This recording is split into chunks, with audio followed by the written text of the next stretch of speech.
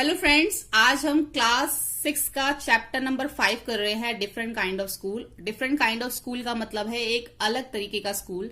जैसे नॉर्मली आप लोग जिस स्कूल में जाते हैं, ये स्कूल उस तरीके का नहीं है, एक अलग तरीके का स्कूल है। क्या है इस स्कूल में, ये हम इस चैप्टर में पढ़ेंगे। I had hear a great deal about Miss Beam school. मैंने मिस बीम के स्कूल के बारे में बहुत कुछ सुन रखा था, but not till last week did the chance come to visit it. पर लास्ट वीक ही मुझे जो है उनके स्कूल में जाने का चांस मिला, मौका मिला। When I arrive there was no one inside but a girl of about 12। जब मैं वहां पहुंचा तो वहां पर जो है मुझे कोई भी जो है वहां पर there was no one inside, वहां पे मुझे कोई दिखाई नहीं दिया, but a girl of about 12, एक लड़की जो लगभग 12 साल की थी वो उनको वहां पे दिखाई दी। Her eyes were covered with a bandage, उसकी आंखें जो है एक पट्टी से बंधी हुई थी। And she was being led carefully between the flower bed by a little boy। और एक छोटा लड़का जो है who was about 4 year younger, जो कि उसे 4 साल छोटा था, वो उसको बहुत ध्यान से लेके जा रहा था फ्लावर बेड मतलब फूलों की क्यारियों के बीच में से। She stopped, वह रुकी। And it looked like she asked him, और उसने इस तरीके से देखा और पूछा। She asked him, उसने उस छोटे से लड़के से पूछा who had come, कौन आया है। He seemed to be describing me to her, उसने मुझे डिस्क्राइब किया। Then they passed on, और फिर वो वहां से चल पड़ी। Miss beam was all that I had expected. जैसा मैंने मिस बीम के बारे में सोचा था, मिस बीम वैसी ही थी। मिडिल एज की थी, full of authority yet kindly and understanding. मतलब जो एक वो मिडिल एज की थी और फुल ऑफ अथॉरिटी, उनके पास काइंडली नेचर की आप कह सकते हो, एक समझदार स्त्री टाइप, जो जैसा वो सोच रहा था वैसे ही वो थी। Her hair was beginning to turn grey, उनके जो बाल हैं वो धीरे धीरे अब जो है ग्रे हो गए थे, मतलब सफेद होने लगे थे। And she had to kind to plump figure and is likely to be comfortable to a sick home sick child. उनका जो फिगर था, उनका जो शरीर था, वो इस टाइप का था कि जो बच्चे अपने घर को, होम सिक मतलब जो अपने बच्चे अपने घर को याद करते थे, वो उनको एक कंफर्टेबल देने के लिए उस हिसाब से जो है उनका जो शरीर था, मतलब उनको जो बच्चों को घर की याद आती थी, तो वो एक इस टाइप से उनको जो कंफर्टेबल मिलता था। मतलब उनका शरीर जो था एक स्थूल सा था, ठीक है, प्लम टाइप का था, प्लम फिगर था। तो वो उन बच्चों को जो है वो होम सिक चाइल्ड जो वहां पे वो कंफर्टेबल फील करते थे। I asked him some question about her teaching method. तो मैंने उनसे कुछ क्वेश्चंस पूछे उनके टीचिंग मेथड के लिए, which I had heard but simple, जो कि मैंने उनके बारे में सुना था। No more than is needed to help them to learn how to things. अब इसमें वो बताती है अपने स्कूल के बारे में कि जो उसका स्कूल का जो टीचिंग मेथड है वो कैसा है। तो कहती है कि उतनी ही पढ़ाई, जितनी मतलब जरूरत है बच्चों को, उतनी ही पढ़ाई की जाती है जितनी आवश्यकता होती है। No more than is needed to help them to learn how to do things. Simple spelling सिखाई जाती है, adding, subtracting, multiplying and writing चीज सिखाई जाती है। The rest is done by reading to them and interesting talks during which they have to sit still and keep their hand quiet. There are practically no other lesson. अब ये जो main जो चीजें सिखाई जाती है, प्लस करना, minus करना, मल्टीप्लाई करना, राइटिंग, तो ये सब चीजें वहां पर जो है सिखाई जाती है। जो बाकी की रेस्ट ऑफ स्टडी जो है उन्हें जो बुक रीडिंग पढ़ के सुना देते हैं, और बच्चों को जो क्या है उनको बहुत इंटरेस्टिंग लगता है जो वो रीडिंग करते हैं, वो सिर्फ सुनते हैं। और इस दौरान क्या होता है, this have seat still and keep their hand quite, वो बिल्कुल चुपचाप बैठना होता है, उनको हाथों को भी बिल्कुल हिलाना नहीं होता, बिल्कुल कोई हलचल नहीं करनी होती है। इसके अलावा कोई उनको अन्य अलग तरीका कोई लेसन जो है उसको नहीं पढ़ाया जाता। There are practically no other lesson, कोई ऐसे प्रैक्टिकली अदर लेसन नहीं सिखाए जाते, जस्ट उनको बुक रीडिंग करते हैं और बाकी सब बैठ के चुपचाप इंटरेस्टिंग वे में उसको सुनते हैं बिना हाथ हिलाए और चुप होके। The real aim of this school is not so much to teach thought as to teach thoughtfulness. इस स्कूल का जो मकसद है वो क्या है कि उनका मकसद है कि वो गंभीर विचार नहीं देना चाहते बच्चों को, थॉट्स नहीं देना चाहते, वो बच्चों को विचारशील बनाना चाहते हैं, थॉटफुलनेस बनाना चाहते हैं। काइंडनेस जो होती है बच्चों में वो उनके अंदर लाना चाहते हैं। To other being responsible citizen, दूसरों के प्रति एक जिम्मेदार नागरिक जो होता है वो उनको वो बनाना चाहते हैं। Look out of the window a minute will you, आप 1 मिनट विंडो के बाहर देखिए, ये मिस बीम बोलती है राइटर को। I went to the window which overlooked the large garden and a playground at the back. What do you see? Miss Beam asked. I went to the, वो window की तरफ जाता है और वो देखता है कि एक लार्ज गार्डन है, प्लेग्राउंड है एट द बैक, पीछे की साइड। और मिस भीम उनसे पूछती है, व्हाट डू यू सी, आपने क्या देखा? आई सी वेरी ब्यूटीफुल ग्राउंड, मैंने बहुत सुंदर ग्राउंड देखा, आई सेड, मैंने कहा। And a lot of jolly children, और बहुत सारी जॉली चिल्ड्रन जो है वो मैंने मतलब देख रहा हूं मैं। It pain me thought, it pain me too to see that they are not all healthy and active looking when I came in.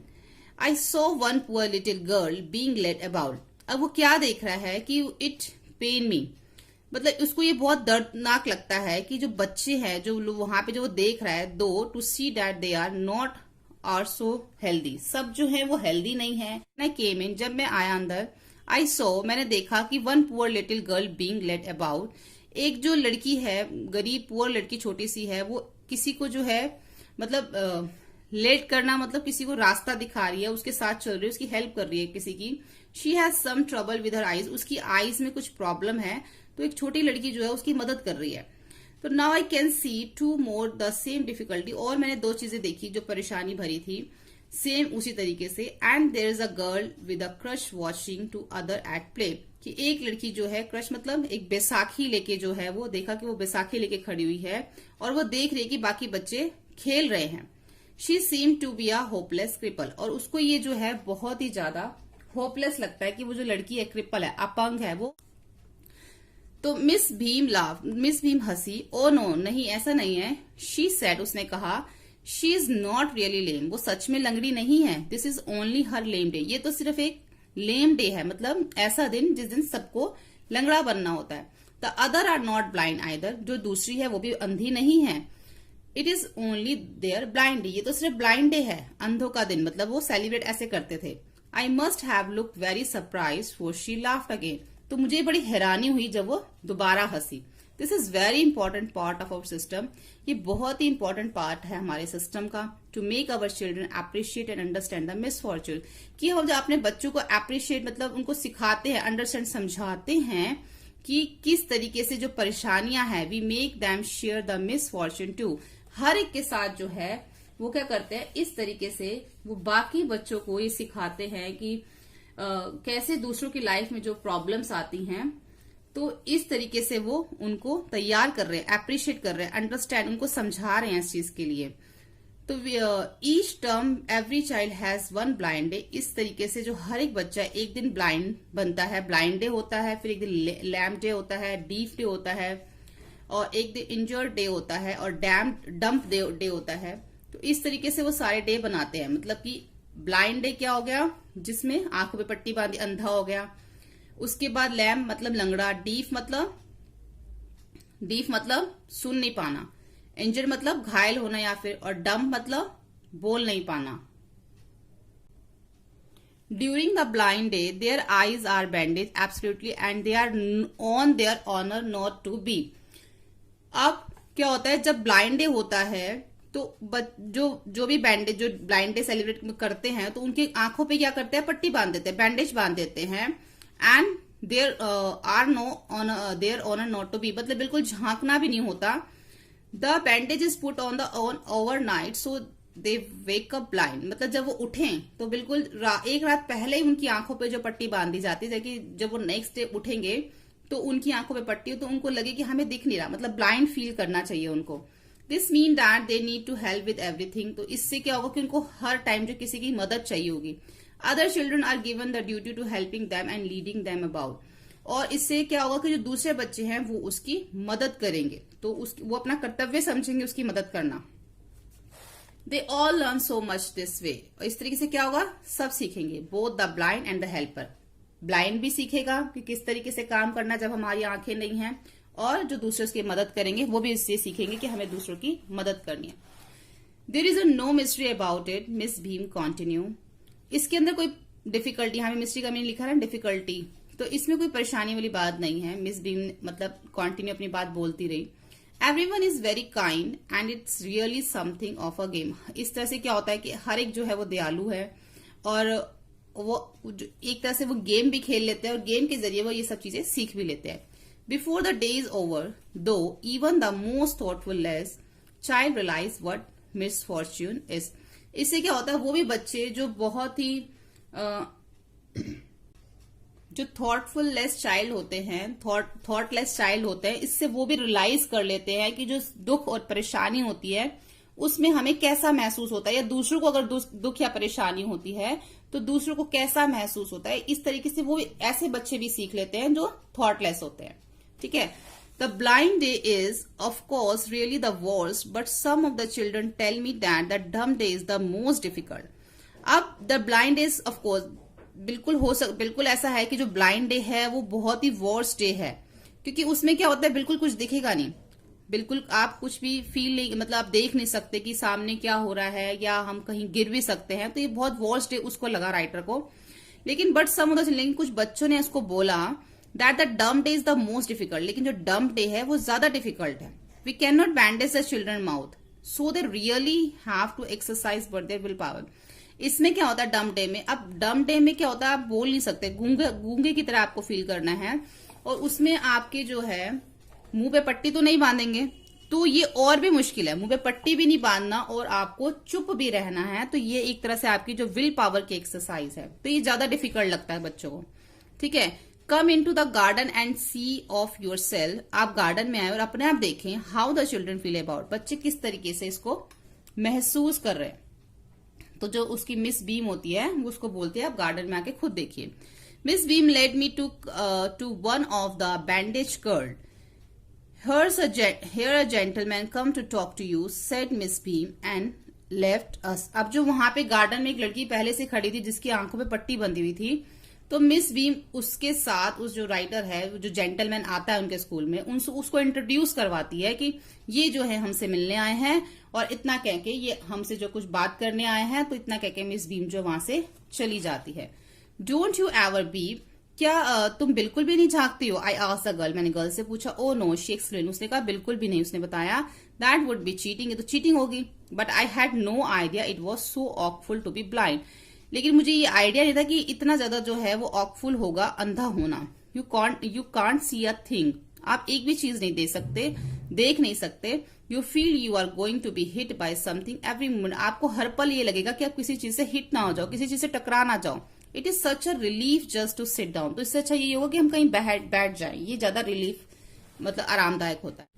Are your helper kind to you? I asked, मैंने उससे पूछा कि जो तुम्हारे helper होते हैं वो तुम्हारी तरफ जो है उनके मन में दया होती है तुम्हारे लिए जब वो तुम्हारी हेल्प करते हैं? तो वो क्या कहती है, fairly but they are not as careful as I shall be when it is my turn. वो मतलब बताते कि इतने नहीं होते, लेकिन जैसे मेरी टर्न जब आएगी तो जितनी मैं केयरफुल होंगी उनके लिए उतने नहीं होते।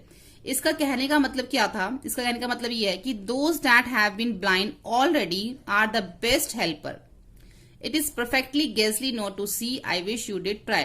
उसका कहने का ये मतलब है कि जैसे अब मैं अंधी बन चुकी हूं, एक बार मैंने ये फील कर लिया कि ब्लाइंड होना क्या होता है, तो नेक्स्ट टाइम जब कोई और ब्लाइंड बनेगा तो मुझे इस चीज का एहसास होगा, तो मैं उसकी ज्यादा हेल्प करूंगी।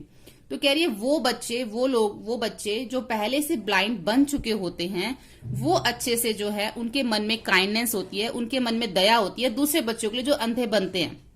लेकिन जो खुद जिन्होंने अभी तक फील नहीं किया, अभी तक उनकी टर्न नहीं आई, मतलब अभी तक वो अगर अंधे नहीं बने, तो उनके मन में वो दया नहीं आती। तो इसका कहने का मतलब ये था कि fairly but they are not as carefully as I shall be when it my turn. जैसे मेरी टर्न आ चुकी है तो मैं ज्यादा केयरफुल होंगी उन बच्चों के लिए जो अंधे बनेंगे। Those that have been blind already, जो अंधे बन चुके हैं पहले, आर द बेस्ट हेल्पर, वो ज्यादा अच्छे हेल्पर बनेंगे क्योंकि वो फील कर चुके हैं इस चीज को। इट परफेक्टली गेजली not to see, I wish you try, तो मैं चाहती हूँ कि आप भी इस चीज को ट्राई करें। Shall I lead you anywhere? I asked, मैंने उससे पूछा कि मैं आपको कहीं पे ले जाऊं? ओह यस, उसने कहा हाँ। She said let's go for a little walk, हम एक छोटी वॉक के लिए चलते हैं। Only you must tell me about things, कि जो उसके आसपास की चीजें वो कहती है कि मुझे इसके बारे में बताओ। आई shall B so glad when today is over, मुझे बहुत खुशी के दिन जो खत्म होने वाला है। The other bad days can not be half as bad at this. Having a leg tied up and hoping about own crush is almost fun, I guess. मुझे लगता है कि अगर हमारी जो है टांग को, लेग को बांध दिया जाए और बैसाखी दे दी जाए और कूद के मतलब होपिंग करके जाना पड़े, तो ये ज्यादा अच्छा होगा, फन होगा, मुझे ऐसा लगता है। वो लड़की बोल रही थी। Having an arm tied up is a bit more troublesome. अगर बाजू को बांध दिया जाए तो वो थोड़ा सा मुश्किल हो सकता है, उसमें कोई परेशानी हो सकती है अगर हमारी बाजू को फोल्ड करके उसको बांध दिया जाए। Because you can not eat without help, आप बिना किसी मदद के, क्योंकि आप किसी बिना मदद के खा नहीं पाओगे। And think like that I, और because you can not eat without help and think like that I don't think I will mind being deaf or a day, at least not much, but being blind is frightened my headache all the time just from worrying about that I will get hurt. Where are we? No. अब वो कह रही है कि मुझे ऐसा लगता है कि I don't think, मुझे ऐसा नहीं लगता कि I will mind to being deep or deep a day. जो deep day है, I don't think I will mind being deep or for a day. अब मुझे ऐसा लगता है, मैं ऐसा सोचती हूं कि आई डोंट थिंक, मुझे ऐसा नहीं लगता कि अगर मुझे एक दिन के लिए बहरा होना पड़े तो मुझे कोई परेशानी होगी, तो उसको वो इजी लगता है। एटलीस्ट नॉट मच, इतना ज्यादा मुझे परेशानी नहीं होगी। लेकिन अगर जब मुझे अंधा बनना पड़ता है, but being blind is so frightening, तो माई हेडेक, मेरे सिर में दर्द होता है, बार बार यही उसके दिमाग में चिंता आती है। All that just from worrying that I will get hurt, कि मुझे कहीं किसी से टकरा ना जाऊं, मुझे कहीं कुछ लग ना जाए, तो ये सोच सोच के सिर में दर्द शुरू हो जाता है। वेयर आर वी नाउ, कि मैं अभी कहां पर हूं। In the playground I said, मैंने प्ले ग्राउंड में कहा। We are walking toward the house Miss Beam, अब वो उसको बता रहा था आसपास के बारे में कि मिस बीइंग जो है एक walking up and down garden with the tall girl. अब जो मिस बीइंग है वो वॉकिंग कर रही हैं up and down the garden with the tall girl. अब गार्डन के अंदर जो है एक टॉल गर्ल है जो कि अप एंड डाउन कर रही है। What is the girl wearing, उस लड़की ने क्या पहना है। माई लिटिल फ्रेंड आस्ट, मेरे लिटिल फ्रेंड मतलब उसने पूछा, जिसके आंख में पट्टी बंधी हुई थी, इस लड़की ने पूछा कि उस लड़की ने क्या पहना है जो अप एंड डाउन कर रही है गार्डन में, जो टॉल है। उसने बताया a blue cotton skirt and a pink blouse. I think is Millie, उसको लगा कि उसने कहा शायद ये मिली है, तो शी सेड, उसने कहा शायद ये मिली है। What colour is her hair, उसके बालों का रंग क्या है, तो उसने बताया वेरी लाइट, बहुत हल्का। आई सेड, मैंने कहा यस दैट्स मिली, मैंने कहा she is the head girl, हाँ वो मिली है, वो तो हेड गर्ल है। There is an old man trying up roses, एक जो बूढ़ा आदमी है वो रोजेस को जो बांध रहा है, गुलाब के फूलों को बांध रहा है। आई सेड, मैंने कहा यस द पीटर, वह जो है वो पीटर, हाँ वह पीटर है। ही इज द गार्डनर, वो एक माली है। He is hundreds of year old, वो 100 साल का है। And here comes a girl with curly red hair, यहाँ पे जो है कर्ली रेड हेयर की जो लड़की आ रही है, आती है। And her comes she on crutches, जो कि बैसाखी पे है। दैट्स अनीता, उसने कहा वो अनीता है। She said, and so we walked on, ऐसे हम जो है चलते रहे। Gradually I discovered that I was the 10 time more thoughtful than I ever thought I could be. तो मुझे ऐसा लगा कि जो आई डिस्कवर्ड, मुझे ऐसा लगा कि जैसे मैं पहले सोचता था उससे अब मैं 10 गुना ज्यादा जो विचारशील हो चुका हूं। आई ऑल्सो रियलाइज दैट, और मैंने यह भी महसूस किया कि if I had to describe people and think to someone else it made them more interesting to me. अब मुझे अगर किसी के सामने भी, किसी दूसरे इंसान के सामने मुझे किसी को पीपल को या किसी थिंग को अगर डिस्क्राइब करना पड़े तो मैं उसको ज्यादा इंटरेस्टिंग तरीके से उसको अब डिस्क्राइब कर सकता हूं। When I finally had to leave, जब मैं वहां से जाने लगा, I told to Miss Beam, मैंने मिस बीम को बोला that I was very sorry to go, कि मुझे ये बोलते हुए बहुत दुख हो रहा है कि अब मैं जा रहा हूं। तो उसने इस टाइप से बोला कि मुझे यहां से जाते हुए बहुत दुख हो रहा है। तो शी रिप्लाइड, अब मिस बीम क्या बोलती है, then there is a something in my system after all. इसका मतलब जो है वो उसको ऐसे रिप्लाई करती है, तो आप मानते हैं कि जो मेरी जो शिक्षा है, जो मेरा सिस्टम है पढ़ाने का, वो सबसे डिफरेंट है, एक कुछ अलग चीज है मेरे सिस्टम के अंदर, तभी जो है आपको यहां से जाते हुए दुख हो रहा है। वो इस टाइप से बोलती है उसको। तो यहाँ पे जो हमारी चैप्टर रीडिंग जो है वो कंप्लीट होती है। आगे हम इसका जो क्वेश्चन आंसर है उसके बुक वर्क करेंगे। तो सबसे पहले हम ये करते हैं वर्किंग विद द टेक्स्ट। अब put this sentence from the story in the right order and write them out in paragraph, don't to refer to the text. अब ये जो नीचे यहाँ पे दे रखे हैं, हमने इसको एक पैराग्राफ में लिखना है, जो कि हमने इसी के अंदर जो बुक में दे रखा है ये स्टोरी, इसमें से है। ये जो पैराग्राफ है मैं आपको दिखा देती हूँ, ये 15 नंबर में जो ये पैराग्राफ है, इसमें से जो है ये हमें लिखना है।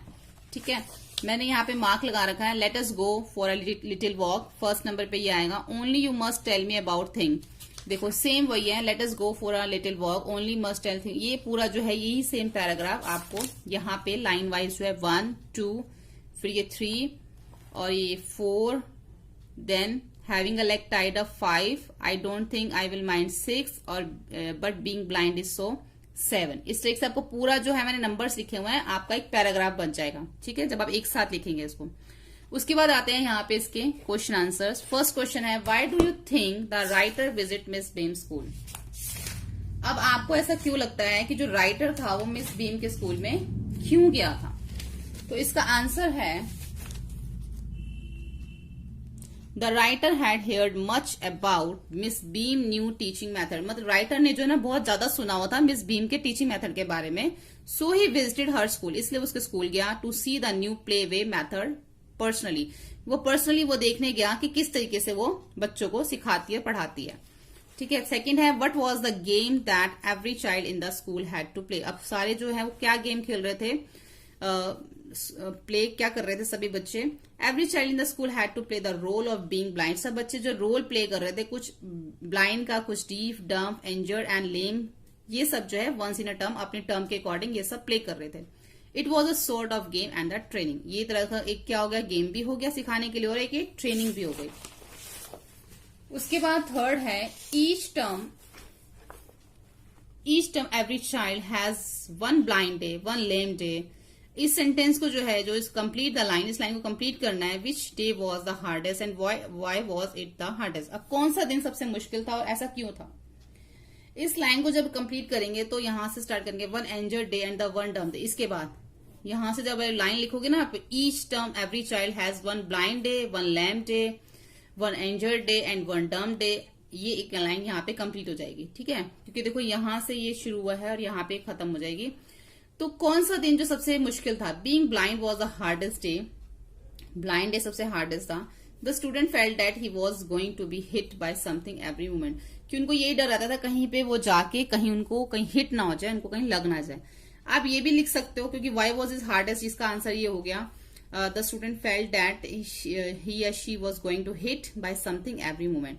इसका आंसर ये भी लिख सकते हो, नहीं तो इसमें से ये भी लिख सकते हो, क्योंकि कुछ बच्चे उन्होंने उसको राइटर को बताया था ना, ये यहाँ पे लिखा है, द चिल्ड्रन टेल्स, या फिर आप लिख सकते हो children felt that, the children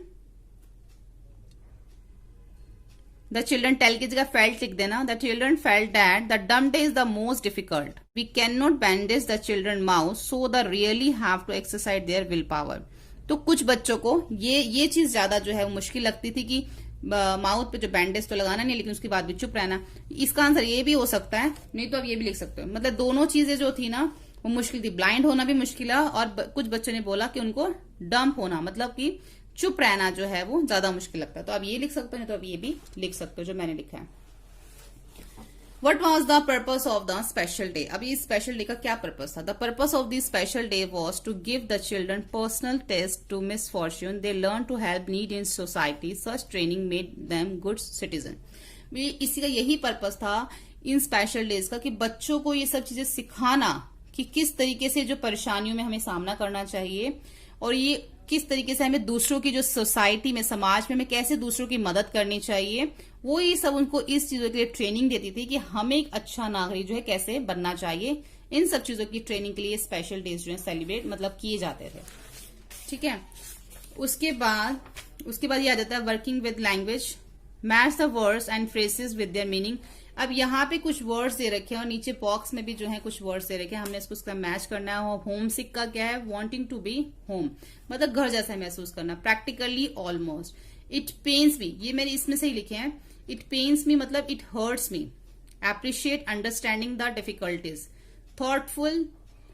thoughtless not very caring. Exercise test the strength of. Relief a welcome change. Ghastly terrible, ठीक है, ये हो गया। उसके बाद नीचे यहाँ पे मैं दे रखा है reward these line from the story. अब यहाँ पे जो लाइंस दे रखी है ना, यहाँ पे इसको रीवर्ड करना है। जैसे यहाँ पे लिखा, आई had heard a great deal about Miss Beam school, कि मैंने सुना था उनके स्कूल के बारे में कि कुछ वो अलग तरीके का है, ग्रेट डील। तो इसको हम कैसे लिखेंगे, तो यहाँ इसको हम ऐसे लिखेंगे, द राइटर हैड हेयर्ड, कि राइटर ने सुना था, पीपल प्रेसिंग मतलब पीपल तारीफ करते थे किसकी, the teaching method of miss Beam school, miss Beam के स्कूल की जो है तारीफ की जाती थी। तो अब इसको रीवर्ड ऐसे कर सकते हैं, miss beam was all that I had expected, middle age full of authority. अब उसको क्या उसने क्या सोचा था कि मिस बीम कैसी होगी, ठीक है, उसको miss beam was the all that, जैसे मैंने सोचा था वो वैसी ही थी। तो इसको कैसे हम रिवर्ट करेंगे, द राइटर फाउंड, राइटर ने वही पाया, the writer found Miss Beam a middle age and the dominating woman, कि मिडल एज की और डोमिनेटिंग वुमन है। थर्ड है, I went to window which overlooked a large garden, मैं विंडो की तरफ गया और मैंने बाहर गार्डन की तरफ देखा। द ऑथर लुक्ड, अब author looked out to the window, author ने विंडो की तरफ बाहर देखा, एंड सॉ लार्ज गार्डन, उसने एक बड़ा सा गार्डन देखा। फोर्थ है, we can not bandage the children mouth, हम जो है चिल्ड्रन के माउथ को जो है बैंडेज नहीं कर सकते, so the really have to exercise their will power, तो एक तरह से उनके विल पावर की एक्सरसाइज है। The children had to use their will power to keep quiet, बच्चे अपने विल पावर को यूज करते हैं चुप रहने के लिए, ठीक है। उसके बाद देखो यहाँ पे हमें डिक्शनरी टाइप दे रखा है और हमें इसमें से कुछ वर्ड्स जो है वो करने हैं। देखो, given below is a page from dictionary, यहाँ पे दे रखी है, look at the carefully and अब find a word which mean the same as गैजली। अब गैजली का जो सेम मीनिंग हमें बताना है, और जो सेम मीनिंग जब हम बता देंगे ना, तो उसके बाद write down the word and in two meaning, उसके भी 2 मीनिंग लिखने हैं। अब यहाँ पे जो गैजली का मीनिंग जो यहाँ पे है वो है टेरिबल, जैसे कि हमने पीछे भी पढ़ा था। अब जैसे टेरिबल यहाँ पे दे रखा है, गैजली का मीनिंग है टेरिबल, और उसके नीचे में 2 मीनिंग और दे रखे हैं, कॉजिंग, ये देखो, ये हमें टेरिबल दे रखा है इसका गैजली का, और उसके 2 नीचे मीनिंग और दे रखे हैं, कॉजिंग फियर और वेरी बैड, और उसके बाद ही आगे उसके सेंटेंस जो है वो आगे बने हुए हैं, ठीक है। तो ऐसे गैजली का हो गया टेरिबल और कॉजिंग फियर वेरी बैड। इसी में से सारे मैंने जो है ढूंढ के इसमें से लिखे हैं। सेकंड जो उन्होंने बोला है, find the word meaning a part of school year. अब a part of school year का मीनिंग लिखना है। A part of school year का मतलब है टर्म, ठीक है। अब टर्म के आगे से लिखना हमें a fix length of time, ये टर्म की मीनिंग लिखने हैं, a fix length of time a part of school year, ठीक है, ये हो गया। उसके बाद उन्होंने हमें यहाँ पे एग्जामिनेशन के बारे में लिखने के लिए बोला है। तो एग्जामिनेशन का मतलब हो गया टेक्स्ट, टेस्ट। अब टेस्ट में क्या है, to look at something to see if it correct, कुछ देखना कि आपने कैसा किया, सही किया है। To ask the someone question, और कुछ क्वेश्चन पूछना, ये टेस्ट का मीनिंग है, ठीक है। ये हमने इसमें से ही किए, आप इसमें देख सकते हैं। उसके बाद यहाँ पे लिखा हुआ है, ये भी जो है हमने क्वेश्चन 2 भी हमने इसमें से ही करना है। All the word of the page plus may more that you can think of that being with टेर। अब TERR यहाँ पे एक वर्ड दे रखा है, हमें इससे रिलेटेड बिगनिंग, इसका जो वर्ड हमने जो बनाने हैं ना, उसकी बिगनिंग TERR से ही होनी चाहिए, ठीक है।